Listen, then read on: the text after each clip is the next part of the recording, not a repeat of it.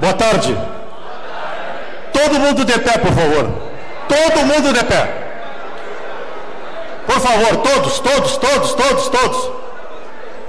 Vocês não estão aqui agora de pé, uma para se acordarem. Primeiro fato. Segundo, vocês não estão aqui de pé para saudar o Fabrício, a mim ou o Antônio da Luz. Vocês estão aqui de pé para saudarem a grandeza e a grandiosidade da agricultura brasileira. O nosso painel vai falar sobre desafios da agricultura brasileira e gaúcha. E se nós estamos de pé para saudar a agricultura brasileira, é porque eu quero fazer uma pergunta a vocês. O Brasil é nosso, sim ou não? Sim. Baixo. É ou não é? Sim. Sim ou não? Esse é o grande desafio da agricultura brasileira. Pode sentar agora, por favor.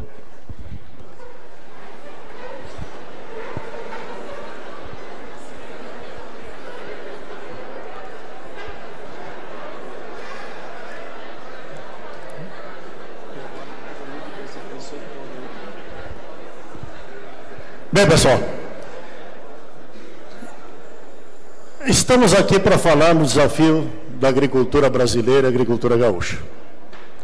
Se nós olharmos pelo lado do nosso estado, o que nós gaúchos significamos para este grande país fantástico chamado Brasil? Nós somos a agricultura brasileira. Porque se vocês subirem Brasil afora, vocês vão encontrar que 80% do povo que está lá fazendo agricultura é gaúcho.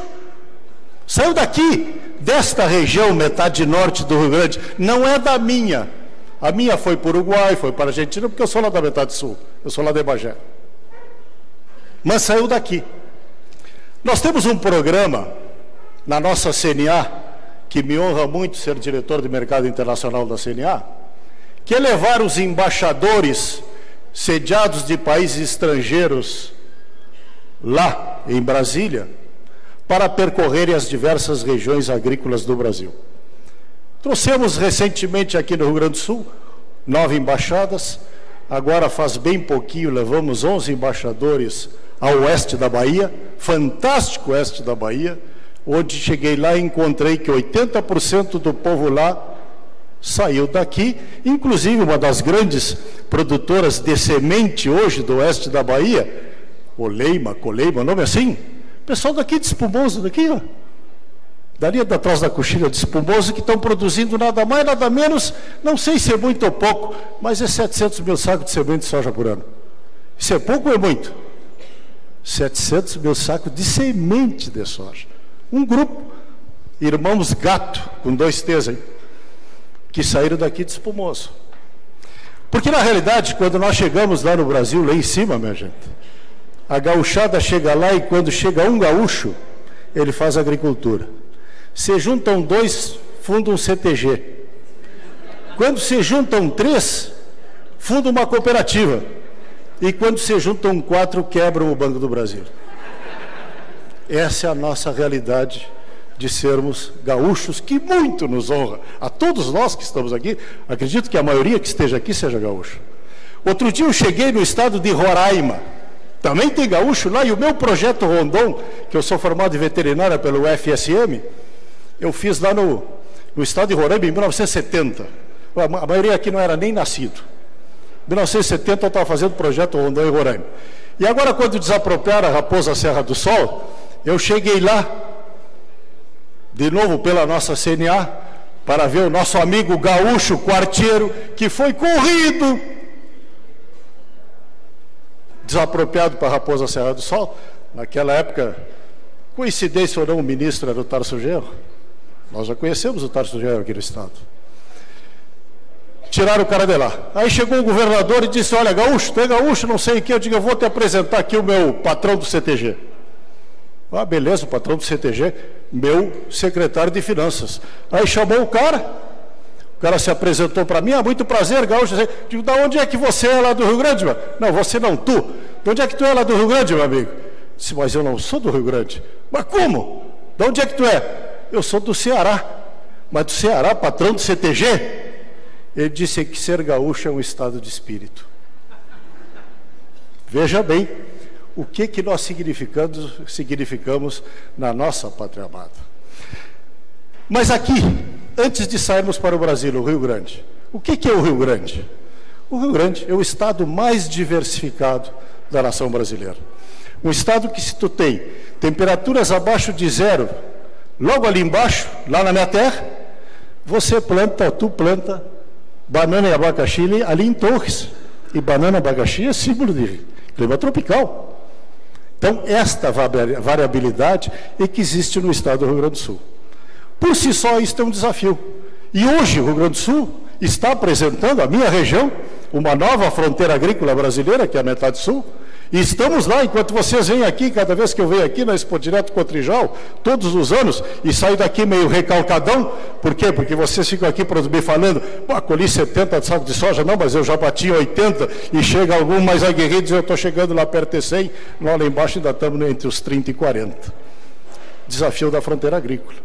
Isso é um desafio que hoje o Rio Grande está apresentando, mas que seguramente nos levará novamente ao patamar de segundo colocado nesse ranking, já que o primeiro é o Mato Grosso, e ele tem área e nós nunca vamos superar o Mato Grosso, mas seguramente estaremos superando em quantidade de grãos e possivelmente qualidade não, porque o Brasil todo produz qualidade, o estado do Paraná. Eu acho que esse ano até já superamos, que o Paraná teve um problema de seca em cima da soja. E os nossos grandes desafios, minha gente, intrínsecos, internos, agora eu vi ali algum pesquisador desses que estavam aqui, falando em algoritmos, ciência, tecnologia, não sei o que, e isso realmente é alguma coisa muito desafiadora. Parece muito simples para os mais novos que estão aí. Ó. Se eu disser para vocês que eu, hoje, não sou habilitado a ser tratorista, eu não consigo mais ser tratorista, porque eu sou do tempo dos Massey Ferguson, 295, 285, 275, 265, 65, 95X, 3 palancas aqui no meio das pernas, né? Uma para frente, outra para trás. Hoje um dia eu cheguei e comprei um T8, e o T8 chegou na estância, comprei aqui. Quando o T8 chegou na estância, eu subi no trator, levei a mão na ignição, levei a mão na chave, e o diabo do trator nem se acusou de, porra, desculpa, esta merda já veio sem bateria da fábrica. Aí subiu o meu neto, que tem 20 anos agora, estava com 16, 17 na época. Não é assim. Pega a chave e faz assim, ó, e deixa que acenda esta coluna aqui. Tá, quando acendeu esta coluna, esse ponteiro, agora tu liga a chave que o trator vai pegar. Então o trator tinha bateria, o tratorista que não tinha. Porque é muito fácil, minha gente. Chegar aqui na Expo Direto Cotrijal, ou vai ali na Expo Inter, ou vai em qualquer concessionária, tu por telefone, tu compra um trator e o cara dá graças a Deus, ainda mais na crise que nós estamos agora, dá graças a Deus que tu comprou o trator e te entrega no outro dia na fazenda. Chega lá com pompa, com festa, tapete vermelho e derruba o trator na tua propriedade. Aí tu olha para aquela encrenca ali e diz, porra, e agora quem guia esse troço?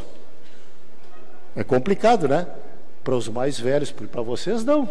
Vocês já nasceram? Antes de fazerem esta coisa, o cérebro de vocês já se adaptou a isso aqui. O nosso está apenas se adaptando.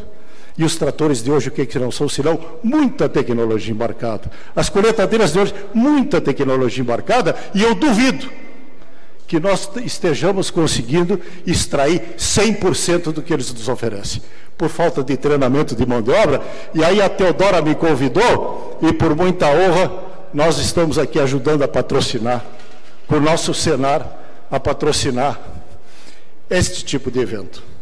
Porque realmente, se não tivermos treinamento de tecnologia, ensinarmos gente, cada vez mais gente, nós não vamos chegar a lugar nenhum. Então, um congresso desses, Teodora, não sei se tu está me ouvindo aí, é extremamente bem-vindo. Porque isto está trazendo treinamento e tecnologia para este pessoal poder continuar evoluindo. E por que continuar evoluindo? Aí nos fica a pergunta, por que continuarmos evoluindo? Porque cada vez nós temos o desafio de produzir mais por hectare, porque os nossos custos também cada vez sobem mais. É possível vivermos num país que nos cobra 40% de impostos sobre o nosso combustível que usamos, a gasolina e o óleo diesel? Complexo, né? É muito complexo o nosso Brasil. Mas este mesmo Brasil que é muito complexo, e por isso que eu pedi para vocês ficarem de pé para saudar a agricultura brasileira, é o país que está incomodando o mundo. Está incomodando o mundo a tal nível que o que se estabeleceu no país, não pense em outra coisa, não é outra coisa. Não é fogo na Amazônia. O fogo na Amazônia, minha gente, todo dia 0 hora ainda estampou muito bem. No tempo do FHC, pegava muito mais fogo na Amazônia do que pega hoje. E vou dizer mais para vocês. Nos anos 80, tu não conseguia quase que andar de avião no Brasil Central, porque era um incêndio só. Eu vi isso aí, porque eu andava procurando terra lá para comprar, pegamos o bimotor para fazer um voo de Anápolis para a Alvorada do Norte, e tu não conseguia enxergar o solo a 1000 metros de altura. Naquela época se incendiava o Brasil. Só que esse Brasil que incendiaram lá naquela época é o grande Brasil agrícola de hoje, porque tu tinha que derrubar o cerrado, evidentemente. Mas deixa a Amazônia fora. Incêndios na Amazônia, que é o grande desafio nosso. O grande desafio nosso são as questões ambientais. Mais que tudo, que tecnologia nós temos, solo nós temos, água nós temos. O grande desafio são as questões ambientais que nós teremos que vender esta face do Brasil lá fora.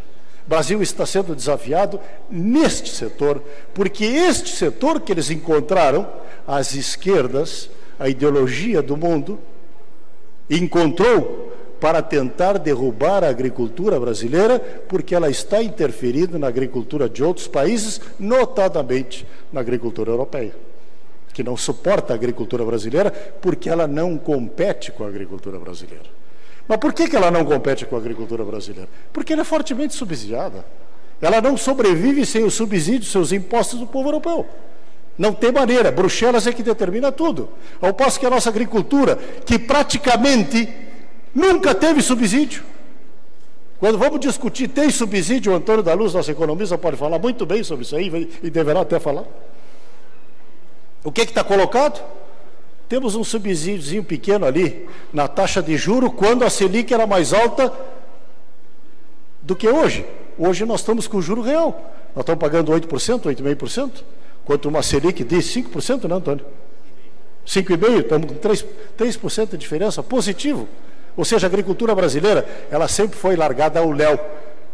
A competência do agricultor brasileiro é que fez essa magnitude. E recentemente na Bahia, quando eu estava lá com 11 embaixadores, um gaúcho médico daqui de Porto Alegre, e agricultor lá, diga-se passagem, ele desafiou o francês. Olha bem, o francês. Diz, vem cá, qual é a imagem da agricultura lá fora? Antes dos incêndios da Amazônia, hein?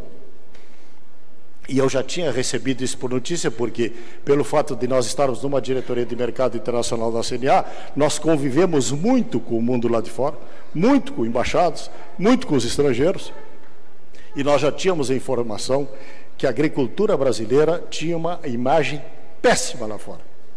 E o francês, Franck, o nome dele, adido da agrícola, da embaixada francesa em Brasília, ele ficou com muita claridade, muita clarividência.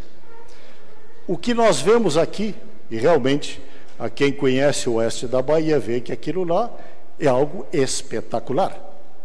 É uma região que nem essa, só que é plana, são os chapadões. Aquilo é plano. Uma agricultura extremamente bem conduzida, está lá a PP no lugar dela, onde tem água, lá está água, intocável. Mas, diz o francês, apoiado pelo australiano, da Embaixada da Austrália, colocou com muita clara evidência. O que nós estamos vendo aqui é uma agricultura de primeiríssimo mundo. O que se vocês tentarem chegar lá fora e dizer que vocês fazem todas essas coisas que fazem aqui, muito bem feitas, as pessoas lá de fora vão dizer, é propaganda enganosa. Agora, se vocês chegarem lá fora e disserem que o que está em curso no Brasil é uma luta ideológica, olhe bem, uma luta ideológica, até as pessoas vão começar a entender.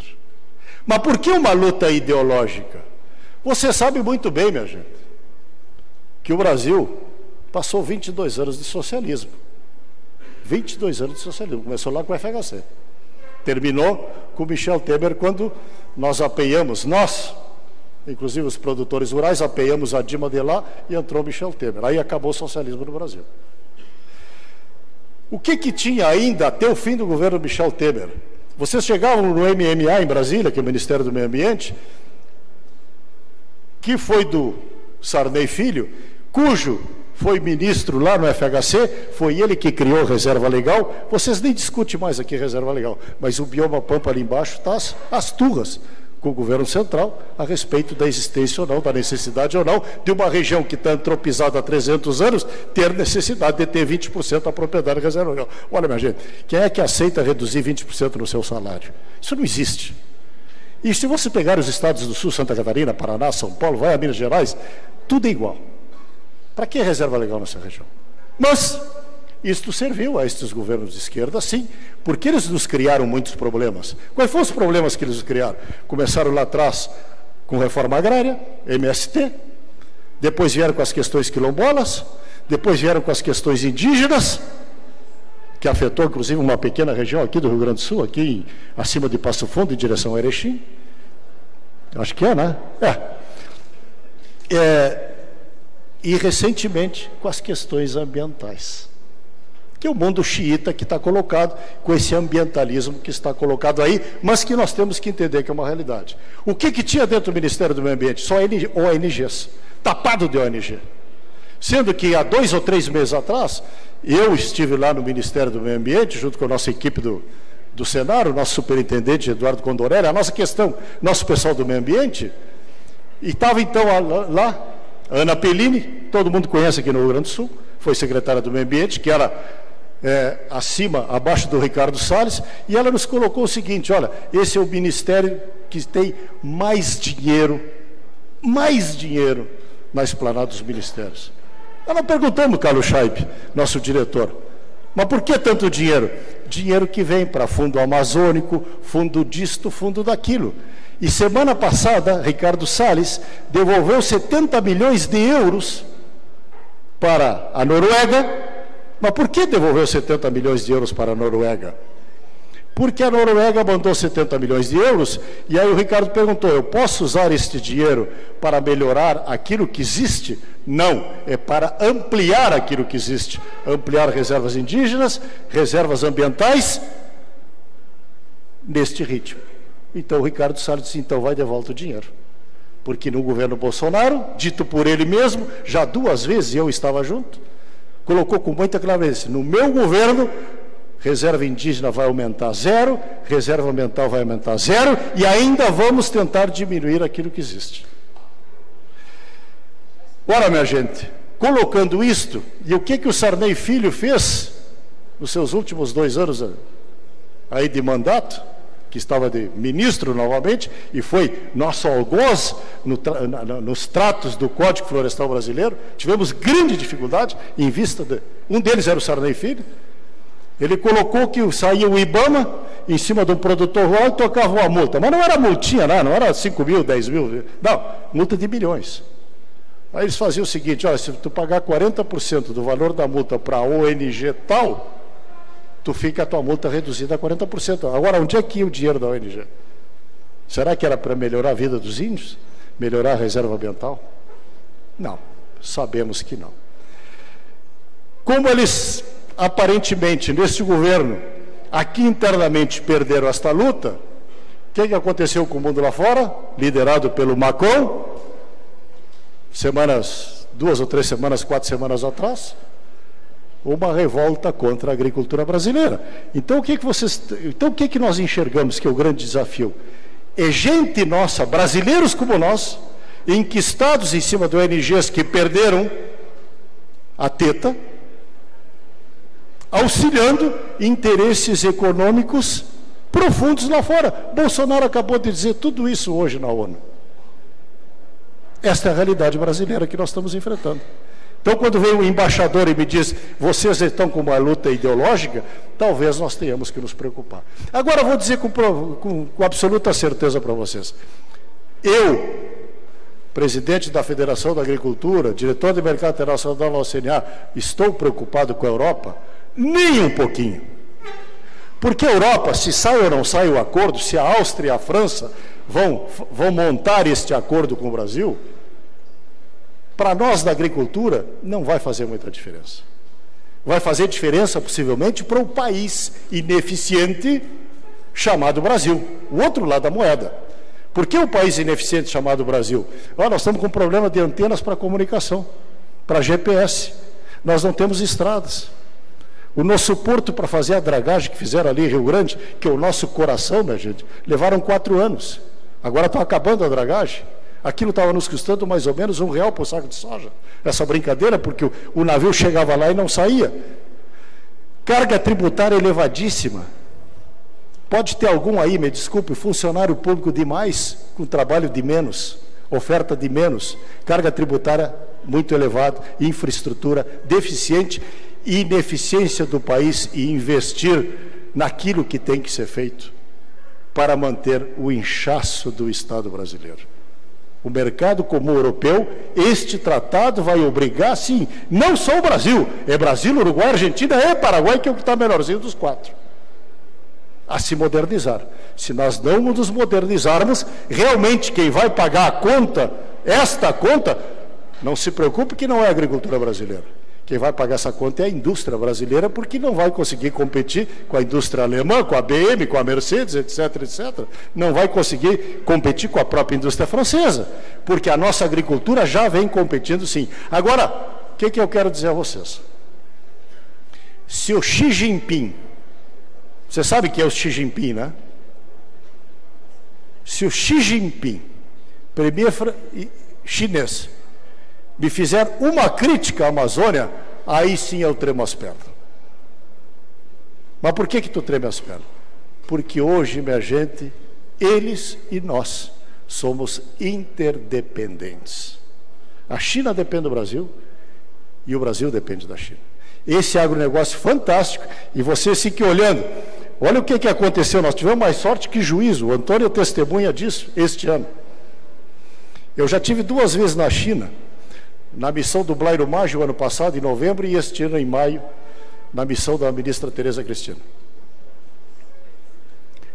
E a nossa CNA, que não é só o boleto de cobrança que vocês recebem, e que a maioria não paga, até porque agora é voluntário, mas vocês estão equivocados, porque vocês não fazem a menor ideia do que a CNA faz. Aliás, o Farsul em Campo, amanhã nós teremos mais 2 eventos, um em São Jerônimo e outro em Santo Antônio da Patrulha, está trazendo a CNA junto, para o pessoal ter ideia do que a CNA faz pela agricultura brasileira.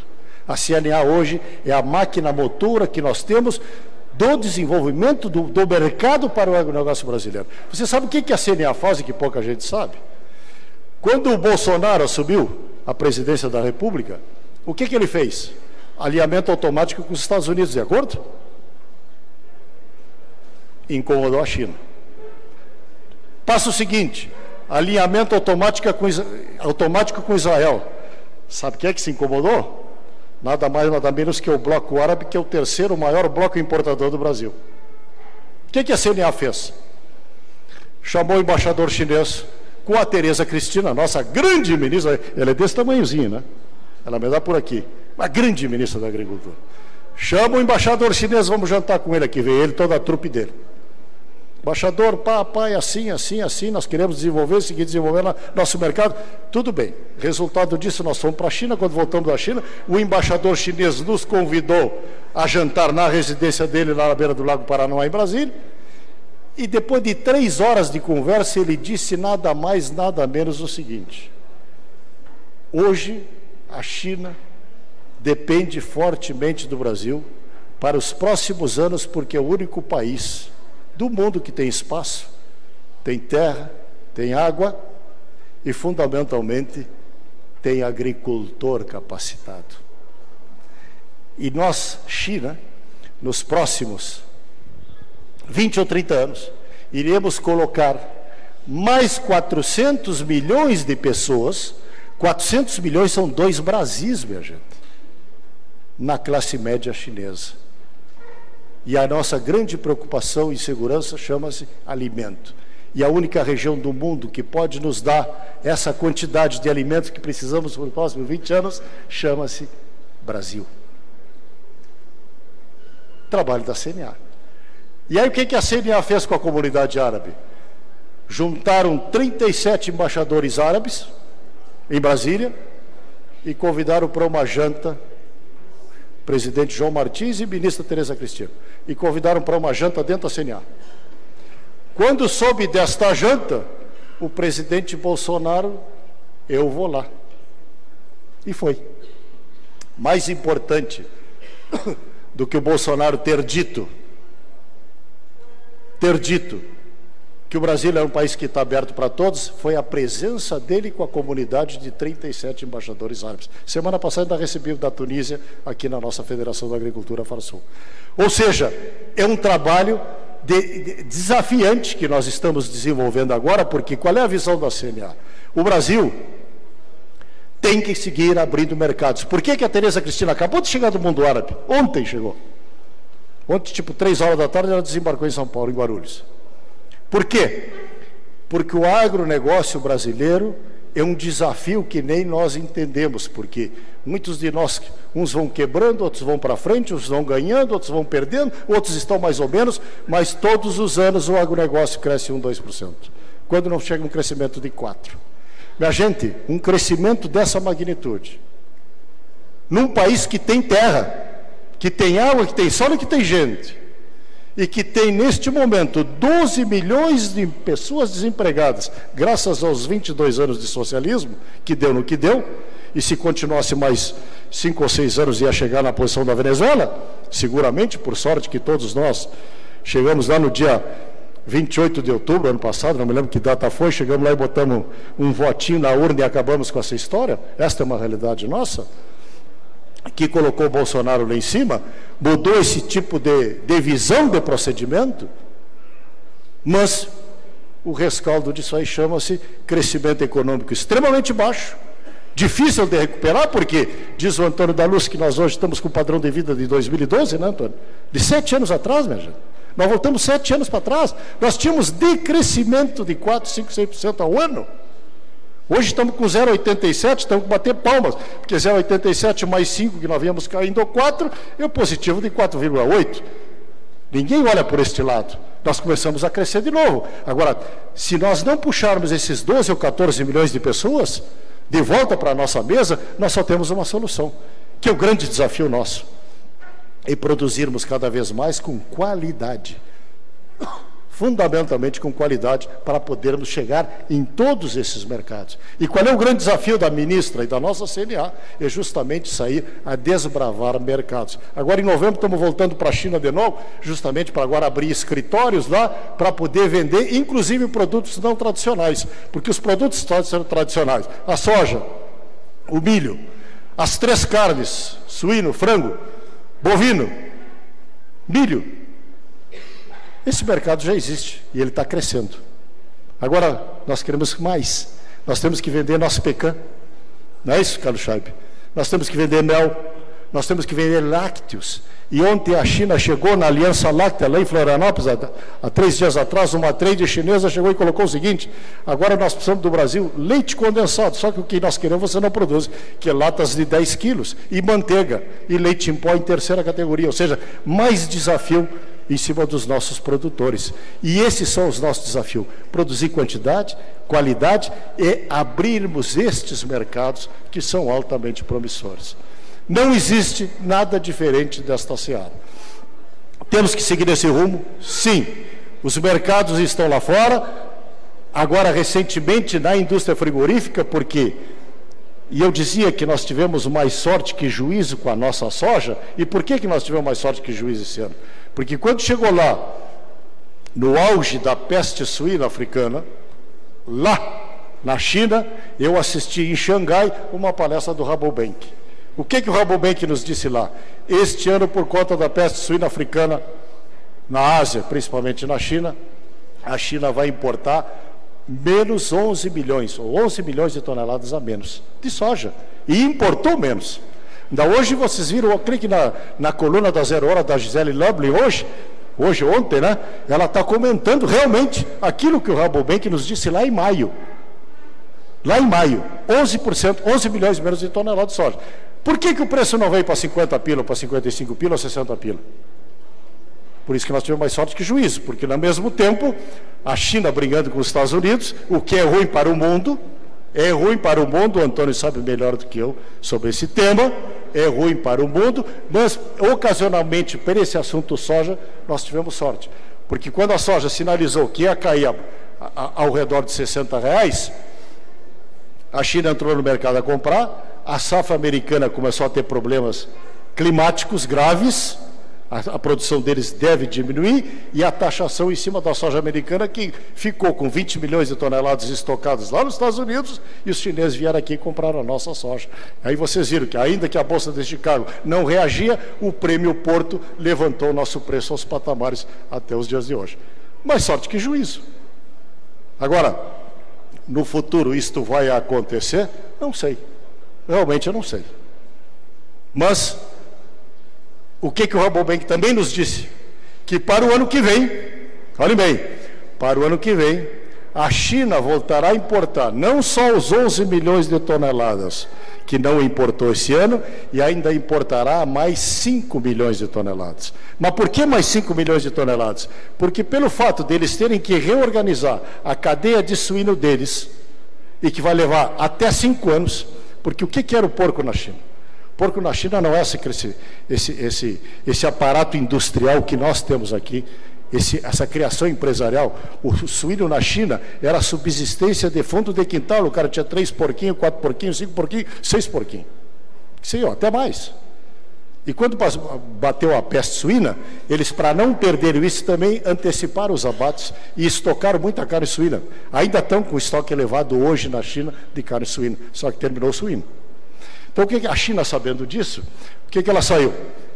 Vamos habilitar mais frigoríficos pelo mundo afora. E quando nós fomos à China, nós deixamos lá 70 frigoríficos para serem aprovados, das 3 carnes aqui no Brasil, e aprovaram o quê?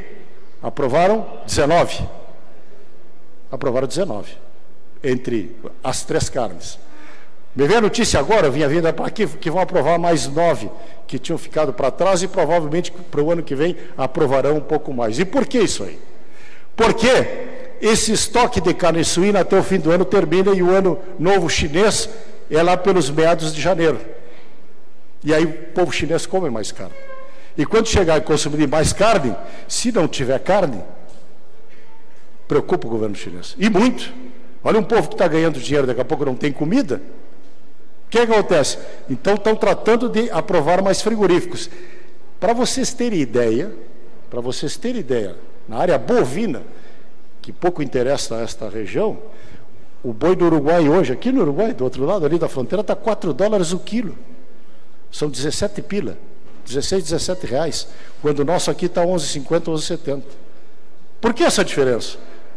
Porque 70% da carne está indo para a China, e eles estão levando a nossa carne para o consumo deles. E por que o nosso boi não chega a $4? Porque nós não temos indústrias suficientes, habilitadas, para que levante o preço do boi aqui.